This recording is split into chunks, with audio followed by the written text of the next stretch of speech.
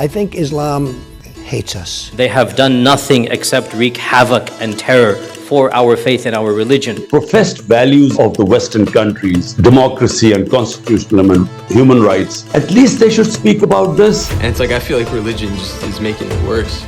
They say they believe in God, but I think they're just anxious. Before we talk about politics, let's look at the fundamental things. That when we stand up to those who oppress our communities, that Allah accepts from us that as a form of jihad. And it requires people with guts to follow God in an era that everyone does whatever is right in their eyes. Will you distance yourself from those who think differently? Or will you join us at the table and talk about what is really important? This is the Al-Ma'idah Initiative, conversation without compromise.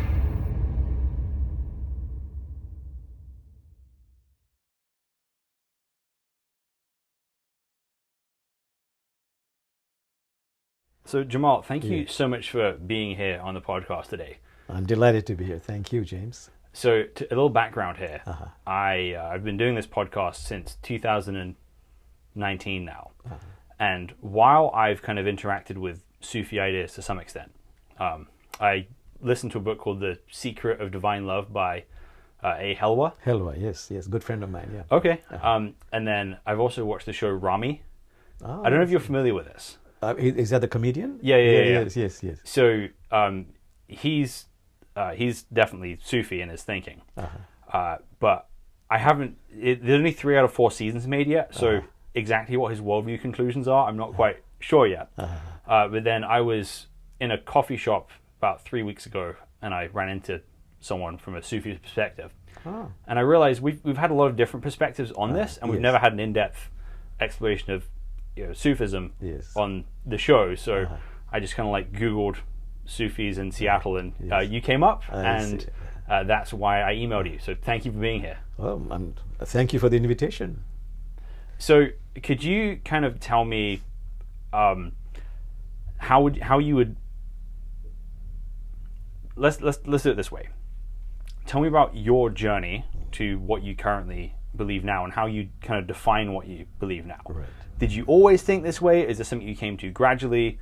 Tell me your backstory here. Sure, yes. So maybe, James, I can start with explaining what is Sufism, because that's totally misunderstood, both by Muslims and non-Muslims. The misunderstanding is that many people think Sufism is a denomination within Islam. So, for example, for a Christian, it's Catholics and Protestants. For Muslims, it's Sunnis and Shia. Many people think that Sufism is another denomination. It's not. Sufism is simply an aspiration to live the spirit of the tradition. So a Sufi could be a Sunni or a Shia. It's not a denomination. How can I explain that? So maybe this insight that you know that you've traveled to Muslim countries, that a Muslim has 5 obligatory prayers.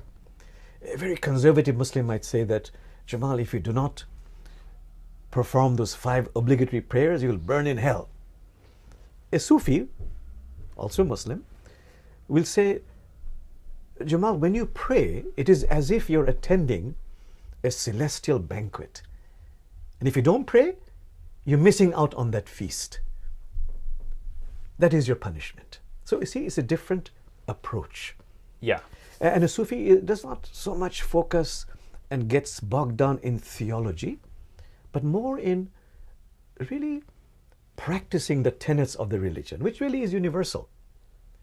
So for me, how did I get into Sufism? I come from a Sufi lineage. My paternal grandfather was a spiritual teacher in the village, and he studied in a place called Deoband. That's one of those schools of religion in northern India. I've come across it. Yeah, from actually the second biggest after Al-Azhar in Cairo. You have Deoband in northern India. So my grandfather he studied there for almost 16, 17 years. And then he wandered the country and came across a lot of mystics. So he was a great spiritual teacher, very steeped in, when I say Sufism, but by this I mean now spirituality of Islam. And My father was also infused with some of those teachings, but he became a diplomat. So that's one reason. It was in our family, the study, the understanding, the appreciation, the practice of the spirituality of Islam. And the other reason I would say is my father was a diplomat. So my parents traveled a great deal all over the world. I've been to Christian countries, Hindu country, India, Buddhist countries, many parts of the Middle East.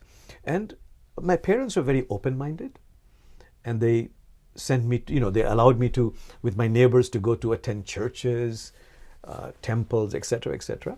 So there was always a deep understanding that interfaith, I could be a Muslim, very steeped in Islamic spirituality, in the Sufism, but if I'm open to the beauty and wisdom of other traditions, this waters my Islamic roots, makes me a better Muslim and a more developed human being. So it was commonly said in our family that interfaith is not about conversion. Interfaith is not about conversion, it's about completion, becoming a more complete, developed human being. So to answer your question more briefly, so I had this in my background. Islamic spirituality, being open to the beauty and wisdom of other traditions, and I always wanted to enter into a career where I would be able to share this. But I come from a South Asian family, be a doctor, engineer, or a failure. But somehow I convinced my parents, and after my parents passed away, I took a plunge, I took a risk. And this was in 1992, I remember, where I said, let me start a new career, starting by teaching spirituality, Sufi spirituality. In what area? In becoming more developed as a human being. I started some classes in my house, and surprisingly, people came, the numbers grew, we grew as a community. In fact, we had a huge number. In 7 years, we had hundreds of people. We called ourselves Circle of Love, Muslims, Jews, Christians, a community. And then we realized we need a center. Again, to cut a long story short, in 1998, by an astonishing turn of events, a beautiful, the historical landmark church in Ballard was given to us, to our congregation, for free. Oh, wow. So in 1998, we suddenly were an acquisition of the oldest church in King County, wooden frame. It was built in 1890, and we have been there since. And it is now called Interfaith Community Sanctuary. And so I'm the Imam there, the Muslim Sufi Imam, and my co-founder. She's spiritual but not religious. Mm-hmm. And we have people from all different traditions who are called, they're referred to in the Hindu tradition as bees collecting nectar from different flowers. So we have Jews, we have Christians, we have, of course, Muslims, Hindus, Buddhists. I don't know who I'm missing out. Agnostics, atheists. So we have a wonderful collection of what really I would say is the upcoming new generation of seekers. A large part is spiritual but not religious. That's the predominant worldview here in Seattle. That's right. Yes. So I'm curious, like, Yes. where you're from in the Muslim world in general. Is this is this kind of a common perspective, or is this kind of a rare perspective right now? Somewhere in the middle. How would you describe? Are you like unusual where you're from, or are you like everybody else? I would say I'm a very moderate Muslim, but as is happening in every tradition now, whether it's young people or old people, they're saying that we're tired of the institution of religion. Why? Because it focuses so much primarily on recruitment and fundraising. It misses out on the heart of the tradition. And what is the heart of the tradition? It is about practices to become a more developed, complete human being, so that we can be of authentic service to God's creation and to realize that we're all interconnected. Like the Quran says, every soul where you turn is the face of Allah. So I would say this is actually at the heart of the Islamic tradition. Not to be too enmeshed, lost in theological disputes or theological disputes within the religion, which is intrafaith, or with other religions, which is interfaith. But let's get together as Muslims, for example, if we just talk about Muslims, and just live the tradition. You know, we can talk about religion, we can debate about religion, we can fight about religion, we can kill about religion, but do everything but live it. So Sufis are particularly keen on living the faith. Okay, so I'm curious then, because obviously in sort of Islamic history, you certainly have the perspective I hear you sharing.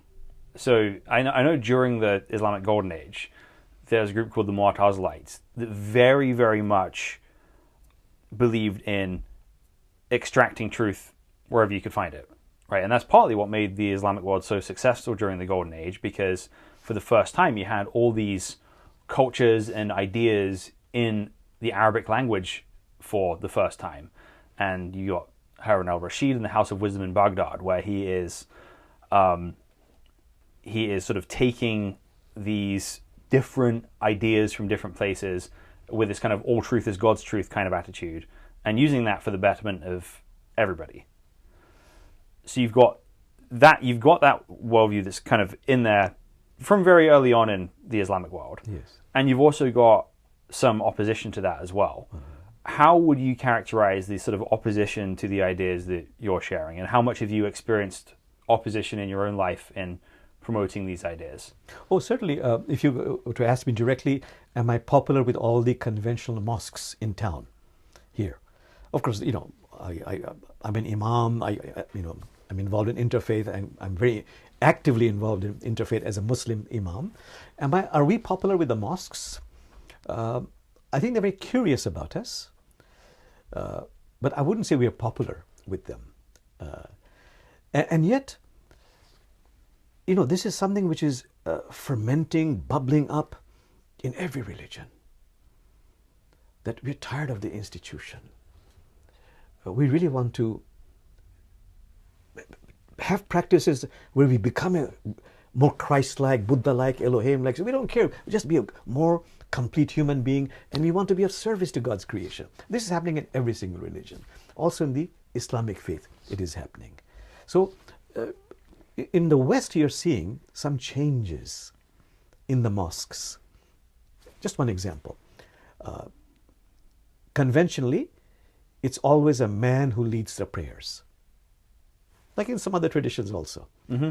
The priest has to be a male. Mm-hmm. But slowly, there's some questions being asked. Why can't a woman lead prayers? Well, if I go to the mosque and say that, in our community, sometimes women lead prayers, they get very upset. And yet, this is a change coming. We can resist it, but this is an evolution that is bound to happen. And women will start leading prayers. I would say the Sufis are pretty much in the forefront of what is going to be in the evolvement of one's faith. Okay, so to share more of my own perspective with Yes. you, and to try and just kind of get some good sort of feedback here, and, Yes. and sort of take this a little further. Yes. So I'd consider myself like a conservative Christian. Right. So I kind of take the Bible basically at face value.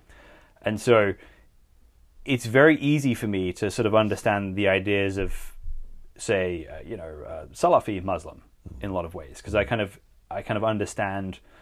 So I think a Salafi Muslim is going to kind of come from the perspective of, well, no, you cannot have a female lead prayers because, well, Muhammad is the final prophet, and what's practiced by him and the Sahaba are the ways, like every single, it is kind of the standard set, for all time. Right. And so obviously, you call yourself a Muslim. I'm not trying to say that antagonistic way in any way. I understand. Totally, yeah. So, but how would you relate to that kind of thinking? Somebody who says to you, Muhammad was the final messenger. Yeah. Muhammad, the Sahaba, those closest to him, imitating their way of life is how we are supposed to function in the modern world as well. Yes. Well, the question is, who says that? And almost 100%, not just in Islam, other traditions also, if I may refer to it as some sarcastically call it, it's always the bearded assembly. It's always men. It's always the... I have a beard.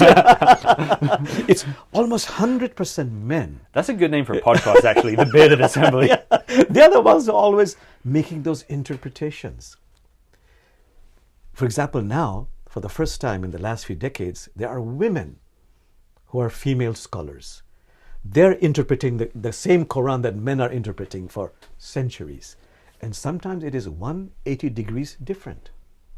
You see, an Arabic word, it has many subtle meanings.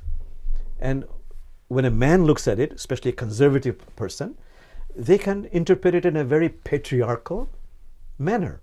Whereas a woman does it differently. So, for example, have you heard of this wonderful 13th century sage named Rumi? Yeah. Okay. So Rumi says, for example, Rumi is a very well-known Islamic theologian. Right. Very popular and very well-known, very well-read. But he's also a great mystic. So he says, a bee and a wasp, they drink from the same flower. One produces nectar, the other one produces a sting.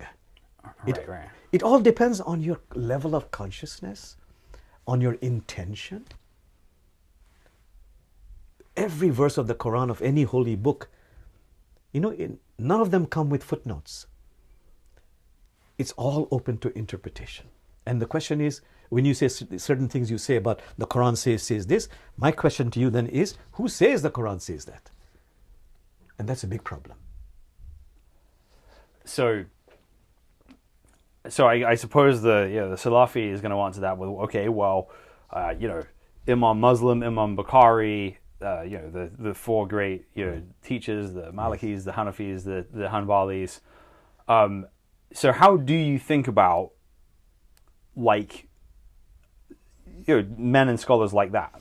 Do you see them as an enemy of what you're doing, or you see these men as products of their times? How do you think about traditional Islam? Well, I respect that very, very much.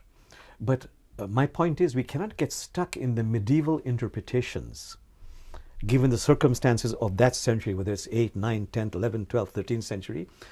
That's interpretation for that time. Time has moved on. Circumstances have changed. We have evolved.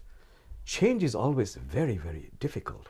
Let me give one example, just how difficult change is. I mean, this is a very funny example, but it's a real example. An example of New York. In the early 1900s, just the beginning of 1900s, when immigrants brought with them spices or the pickle, do you know there was a huge outcry? Social workers would go from door to door. Please don't take those spices. It'll worsen your temper, it'll make you sour. And the pickle, never take the pickle. It'll make you sour in your temperament. There was so many articles, character assassination about not taking spices. It'll make you hot-tempered. Don't take pickles. It'll make you sour. That was the belief at that time, you see. Today, the pickle is an integral part of the food. Variety in food, taking spices, Chinese food, Indian food, Vietnamese food. It's become integrated. Right. So the change is hard. It's for human beings to make those changes. So similarly in theology, in theological understanding, expanding it, that becomes difficult because sometimes Muslims get stuck in the interpretations of a 13th century, 12th century great scholar. There's this meme that says the British Empire conquered 1/4 of the earth for spices and put none of them in their food. I see. So let's take that analogy a little bit, right? Yes. So let's say, you introduce something new that's good and becomes part of everything later. There's other times people want to introduce a substance like cocaine or bath salts or something that's ultimately not bad, not a good thing. and people are, right to be alarmed about that. How do you distinguish between new ideas which are good ideas, or at least not harmful ideas, and new ideas which are actively harmful to people? Yes. Well, in Islam, actually, there's a template. There are 4 main sources. Anything that you talk about, any source of wisdom, any problem you have, I have, the first resource is the Qur'an. You know the Qur'an, the holy book of Muslims. Yeah. The second one is hadith, or sayings of the Prophet Muhammad, peace be upon him. The problem with the second one is there are many fabricated hadith. So the authentic scholars say, go with that hadith which is in conformity with the Quran. That was number 2, sayings of the Prophet. Number 3 is, these, you mentioned the wonderful sages, jurists, wonderful scholars.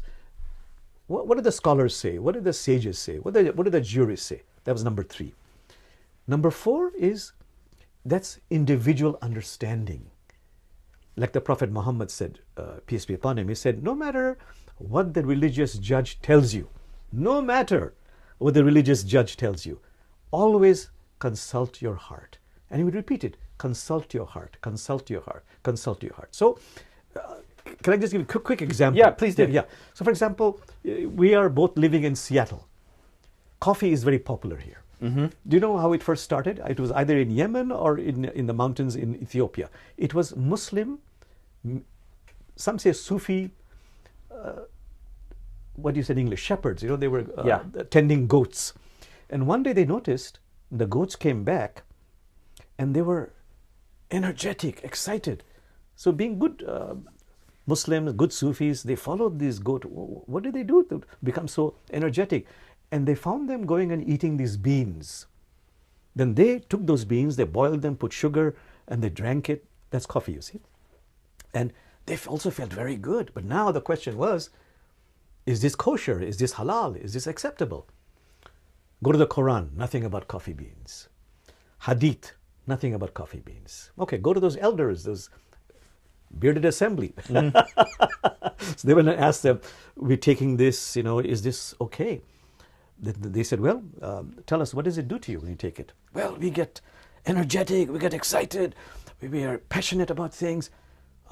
They said, they consulted among themselves. They said, in the Quran, this is like alcohol. This is like an intoxicant. You're taking something and it intoxicates you. Forbidden. So they were so disappointed. They went back, this is forbidden. But then they realized there's a fourth one, individual understanding. They came back and told those people, the elders, when we take this, what you call intoxicant, these coffee beans, it gives us energy, it keeps us awake all night, gives us more energy, more time for doing prayers, salat. And they said, oh, okay. If it does that, acceptable. Nicely played, guys. Nicely played. We both owe those men a debt. So then coffee was not only acceptable, now it's become an integral part of the Arab culture. Yeah. It's like the 6th pillar. But those are the 4 areas you go to. But the last one is the one that conservative Muslims are very much opposed to. And I understand that because it can give you so much leeway. What do you mean consult your heart, Well, is your heart pure or not pure? That's very subjective. Right.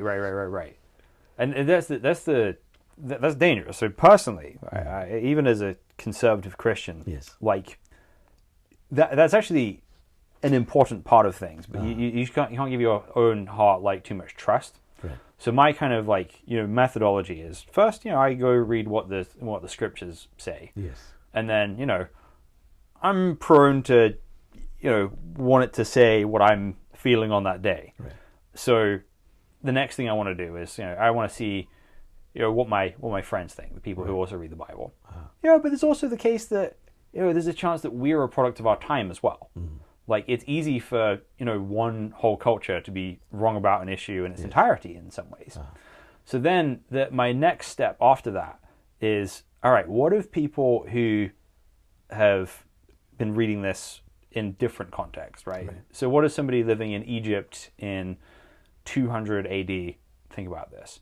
And my general policy is if I read something in the Bible and I'm like the first person to think of it that way, probably not really onto something. But if you start to find these people reading the same text, across time and space who kind of come to the same conclusions, then suddenly you feel a little safer in, okay, I think there's actually something to this. Right. And I think a good question to ask is, does it serve the common good? And that's a very important question to ask. Does it serve the common good, or does it just serve some privileged people who have control over you? And so in Islam, if you read the Quran, the most used word is Allah, Allah, Allah, Allah. But the second most used word is ilm, knowledge, awareness. And in the Quran, there's a very sacred prayer. Oh God, expand me in knowledge, increase me in knowledge. That's a very sacred prayer. And as you know, Prophet Muhammad said, travel as far as China to seek knowledge from cradle to grave. So we have to continue expanding our knowledge. And to expand the knowledge means sometimes we have to make changes. And changes are very difficult because it goes against the privilege of some people who have a vested interest. And a person will say it's against the Islamic tradition. It's easy to say that, you see. So change is always difficult. So any cultural custom to change takes time. Quick example, for example, autopsy. Right. When first there was this question of autopsy, cutting up people's bodies, Muslims began to say, Quran, number 1, number 2. Then they remembered that the Prophet Muhammad was very much against the mutilation of bodies because it was a very tribal Arab custom during war. Sure. That happened to his uncle Hamza, right? Yeah. Hind ate his heart. Exactly, right. You take the heart out and mutilate the body. You know the history pretty well. Prophet Muhammad said, the body is sacred. Do not mutilate the body. So at that time, when autopsy was introduced, some Islamic scholars said, we can't have autopsy because you're cutting up the body. But then they started to reason, think with their heart. But this serves a common good. You gain knowledge from that. You can help people by transplantation, etc., etc. Then that changed as a result of the number 4, individual understanding. A more recent one, I can tell you example these days. For a long time, there was a hadith that people thought was correct, that dogs are unclean. And so many dogs have suffered as a result of that. If you go to Muslim countries, people throw stone, they kick them, this and that. Over the last few decades, it has been proved that is a false hadith. And it's been proven it is a false hadith. In fact, the Prophet loved cats, loved even dogs. And that has been proven to be an incorrect hadith. But that custom still continues. It is hard to bring about a change, even though it's been proven that it is a false, incorrect hadith, because it has become entrenched. And I kind of get how something like that can happen, because if you're thinking of a wild dog on the streets of Saudi Arabia, it's a very different type of experience than somebody's Labrador here in Seattle, or even if you go to Istanbul, they have these very docile public dogs kind of everywhere that everyone kind of feeds. Yes. But if you're in a country, I think in the Middle East, it's easy to think, I believe they're unclean because a street dog is like bad, it's dangerous, it's unclean. Right. But a street dog becomes wild because we treat it with contempt, with anger, with scorn. We hit it, we shoo it away. And so it's filled with fear. So you talk about, common good. Yes. So I suppose my question there is, even the worst person who's ever existed thinks they're doing something to some extent for the common good, to some extent. Or at least that's how they justify their own, that's how they justify things, right? You take Hitler, you take Stalin, you take, the British Empire. Everybody thinks they're doing something for the common good. So how are we supposed to define what the common good actually is, and how do we know we're on the side of the common good rather than on the side of justifying our evil? It's a great question, but it really depends. It's subjective, but it depends on higher consciousness. If my level of consciousness, level of spiritual maturity is low, yes, even the golden rule does not apply then. You see, what is the golden rule? I treat others as I want to be treated. Well, if I'm a very narrow-minded Muslim, and my belief is that everybody in the world should become a Muslim because that is the only way to peace. Whether it's by hook or crook, whether it's through peace or through the sword, it doesn't matter. And that's my sincere belief. And I go out and kill people because you're not a Muslim, you didn't become a Muslim. It is a reflection of my narrowness, my level of consciousness. Which is why, James, I know you're you're a conservative Christian. But the fun kind. Yeah, no, good, that's very good. But I'm saying, you see, even Muslims, I tell my Muslim brothers and sisters, don't go out to proselytize. You can harm people by proselytizing. Be a model of a good Muslim. If they want to, just by looking at you, by connecting with you, they'll want to become this or that. But in our community, we don't encourage. There's a wonderful Islamic mystical saying, which in my learning, in my teaching, I was asked to reflect on for weeks and months and years. And what is this small story? There was a pious monkey, a righteous monkey, a sincere monkey, who would go to neighborhood ponds, lakes, to pluck the fish out of water to save it from a watery grave. I'll repeat the story because it's a very important story. That there's a sincere monkey who makes it his or her lifelong mission to go to lakes and neighborhood ponds to pluck the fish out of water to save it from a watery grave. I might be sincere, but my level of knowledge, my understanding of what is best for the other person is lacking. Which is why even the golden rule is now supposed to be the platinum rule. I should want for that other person what is best for that person. And that obligates me, mandates me to raise my consciousness and become aware of what is in that person's highest interest, not mine, in that person's highest interest. That's being like Jesus, peace be upon him. Yeah, I agree with that, because bringing yourself to a position where you understand what's actually good for somebody, not just, what sort of feels good in the moment, right? Like, you can't just straight up apply, do what you would want to have done to you as like a parent, for example, because what you would want and what your child wants are not necessarily what's like, good for you, right? Well said, yes. I want to have no personal discipline and just have a great time all the time, right? And that's what my children want too. Yes. But I understand that having no personal discipline is not good for me, and it's not good for my kids either. True. So you can't just go with this, base impulse of, do what feels good to everybody. No. I totally. You see, for a Sufi, they tell themselves, I've got to do the inner inconvenient work. This is something most of us avoid. And what is the inner inconvenient work? It is about taming the ego, transforming the ego from, if I have to generalize, transforming the ego from a commanding master into a personal assistant. It's in the Qur'an, and the Qur'an gives 3 stages. This is the work you have to do to transform the ego. That's number 1.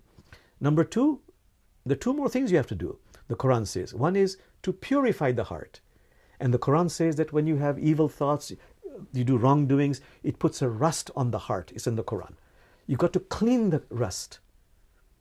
Number 3 is not even finished there. The Quran says you've got to open the heart. Embrace your joys and sorrows, inevitable sorrows of life. Allow your heart to break. Allow your biases to just break open so there's an inner spaciousness. This is very hard work.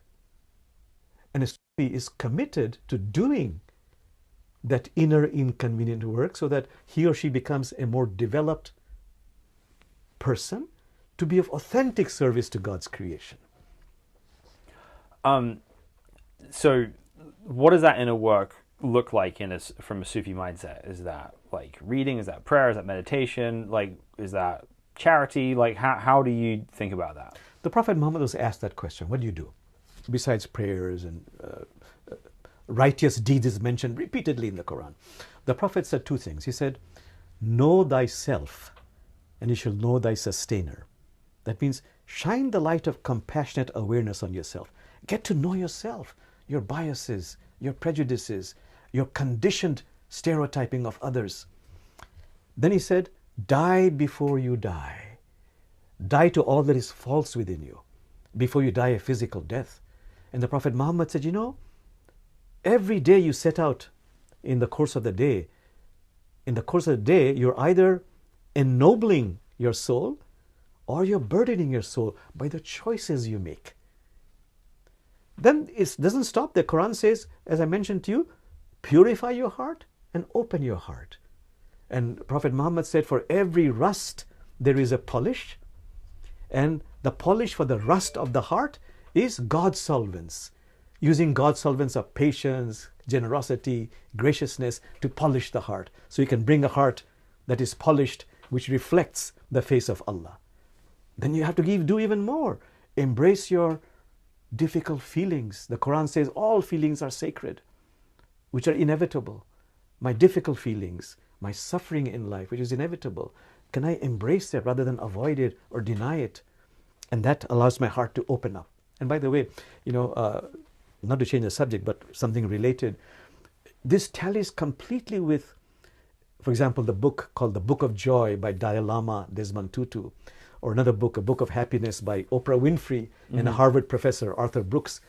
They both say the same thing. And this is in every tradition, that Jamal, the way you respond to the suffering in your life, which is inevitable because it's a world of opposites.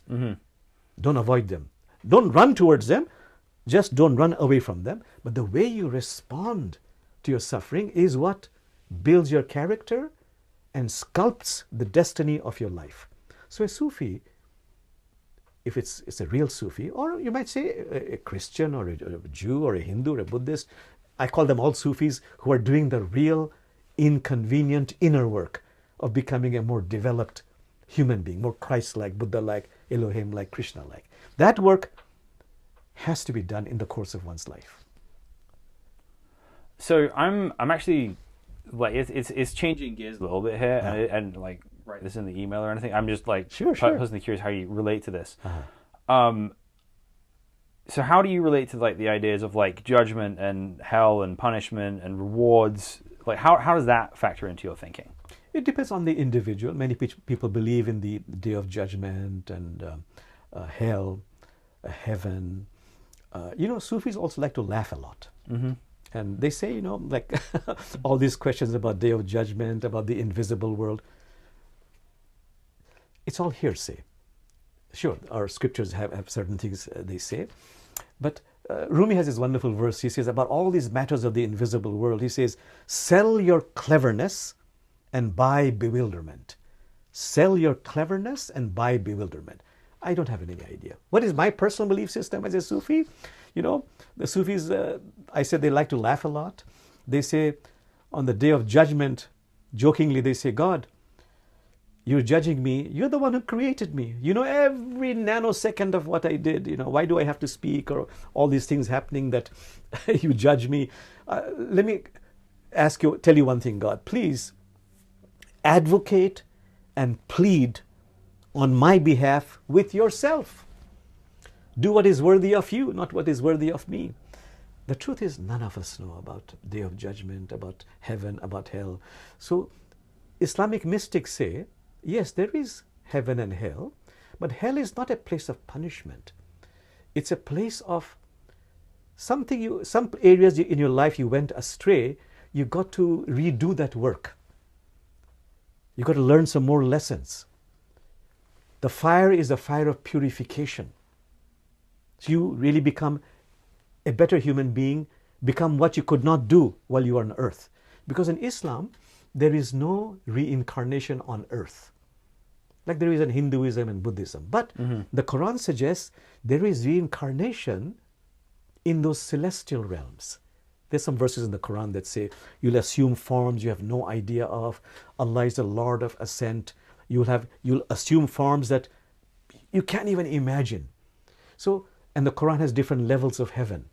So depending on how you fared on the day of judgment, you will be put on certain levels. And if you haven't done some work, you'll be given chance to purify yourself and be placed on certain levels. And the journey continues into what? None of us know, but becoming one with God. That is the aspiration, and that is the thinking of Sufis. Okay, so with, say, like Sahih al-Bukhari, when it talks about, the day of judgment and some people going to hell for, a certain amount of time, other people kind of remaining there forever. How do you think about, like, hadith like that? Do you just think those No, that's fine. That's fine. But a Sufi will say that going to hell is not a punishment. It is a opportunity for purification. It's hard work. You'll have to be disciplined and do that work that which you did not do, to become more compassionate, more loving, more gracious, more generous. So you can't avoid it. Sure. So the kind of the mindset, and then it's a place of purification. Yes. Eventually, everybody purifies themselves and Yes. is eventually in God's presence forever. You know, we have no idea that we'll continue to reincarnate. The Quran suggests you'll assume forms even higher than angels, and keep on ascending, keep on ascending. Eventually, the many Sufi books, like the Conference of the Birds, is a very famous Sufi book by Fariduddin Attar, where you become one with the sun. You become one. And so none of us know what's in store for us. We've heard there is hell, there is heaven, and then you'll assume forms you have no idea of. You'll begin to ascend. Beyond that, the Quran says the greatest satisfaction you'll get is proximity to God. And for some it means you go closer and closer and closer because you're more and more purified. And like the book says, book meaning the Conference of the Birds, the shadow was lost in the sun, and that is all. So I'm actually, the follow-up question to that, Yes. which we're going to address in the after show, Yes. is I'm actually really curious, because we have these spiritual forces of light which represent God. Right. And then in like the Bible, in Islamic thinking as well, you have the forces of shaitan as well. Right. And I'm curious what you have to say about that. And if you want to hear what Jamal has to say about that, you have to join us for the after show by clicking the link at the end of this video. Thanks for watching.